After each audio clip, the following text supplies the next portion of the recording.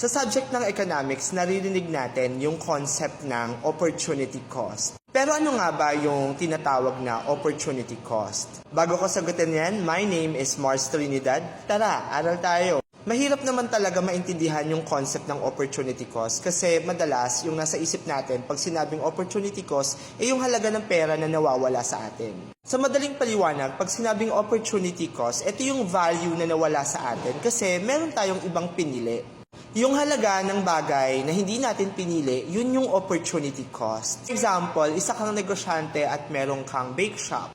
So meron kang chance na mag-bake ng chocolate cake.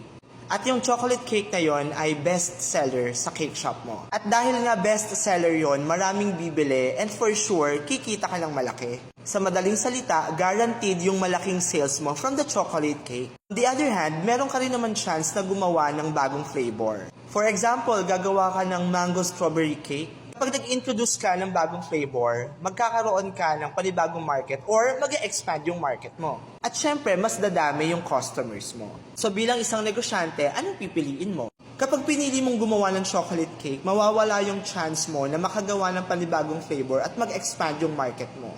Yun yung tinatawag na opportunity cost. Yung value na nawala sa'yo kasi nga pinili mong mag-bake ng chocolate cake. Pero kapag pinili mo naman na mag-bake ng panibagong flavor or gumawa ng mango strawberry cake, mawawala naman sa'yo yung chance na kumita ng malaki kasi hindi ka sure kung bibilhin ba ng mga customers mo yung bagong flavor na ginawa mo. Ibig sabihin na wala yung chance na magkaroon ka ng guaranteed sales. Yun yung opportunity cost na nawala sa'yo kasi pinili mong gumawa ng bagong flavor.